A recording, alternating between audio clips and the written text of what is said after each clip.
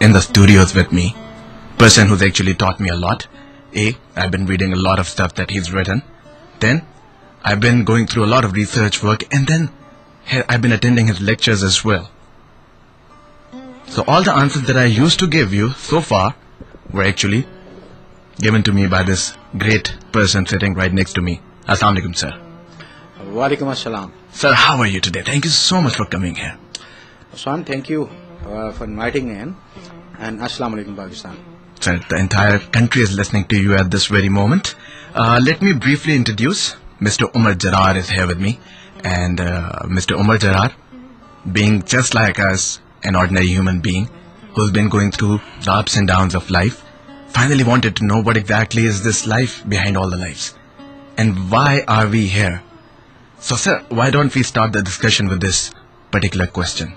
That what is the sole purpose of my existence and your existence? Why are we in this world? Usman, I'm not a very religious person in the sense people take it. Sir. I read it somewhere once that there are two great days in a man's life. Sir.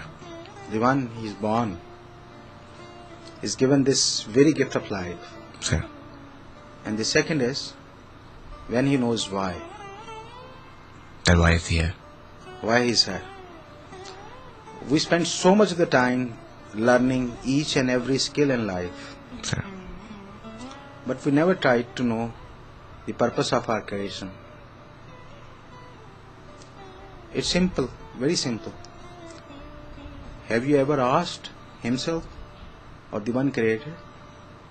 So basically you're saying that we need to go and talk to our creator that why exactly you've given this life to us. Yeah. But the roles are reversed. I mean, what I do in my life, I think I know where my life is heading. I take my own decisions. And I would only go to the divine when I'd be needing something. Isn't that so? Isn't this how the system works? Usman, definitely. I would even count you a lucky one that you go to him whenever you need him. Even then we don't go to him. Even then we go to him. It's very simple, Usman. We always contact the divine, whatever name we call him by. Sir. Allah, Christ, Jesus, Bhagwan. Yeah. Whatever name we call him by. Mm-hmm. We never ever tried going to him to get taught. We always tried teaching him. You're not doing this right. You're not doing that wrong. That my way. This way. This that. You always try to teach him. That's how it works. For instance, there's something that I really want in my life, right? And I've been, working for it one way or the other. I've been doing everything in my life to achieve one thing. And then I don't get it. So if I don't get it, obviously there would be a divine intervention. So there would be a breach between my relation with him, right? So how to go about it? How to know that yes, whatever is happening in my life. For instance, I know a lot of people who've lost their parents. So they ask me this question: what good is behind that? We've lost our parents. Yes, will of God is good. It has to be done any possible way. But what good does it do to me? How do we see that? How do we the divine's role, how do we define it in this particular situation, sir? Again, it's very simple. Sir. Do you go into divine to know? Oh, that's how it is. As simple as it can be. Just go and ask. So, okay. As they say. Let there be light. Yes, indeed. So there has to be light if you want to lead your life. There has to be light to see. You can't see in the darkness. True say. There is only one source of light, whatever you call it. And coming back to the life, what life is, how to actually live it, sir. How to achieve what we want. Sir. So many of the questions. A lot of them, yes. Swan, can be anything better than this? The Allah, Divine, Bhagwan, Christ, whatever you call him, gives the life in your own hand. Do whatever you want to do with your life. So there's a free will. Yeah. We can do whatever we feel like doing. Yeah. But now comes the question, and I think you've answered it already. But again, just for all the listeners, all the wrong things which have been happening in my life, like failures, like rejection, like a lack of love. Am I myself responsible for it? You said it yourself. As they say, the answer always lies within the question. It always does. You said it yourself. Yes. Fortunately or unfortunately, I myself is responsible for whatever happens in my life. Good or bad? Good and bad. Now coming to free will, yeah, your will is restricted to some extent. Okay.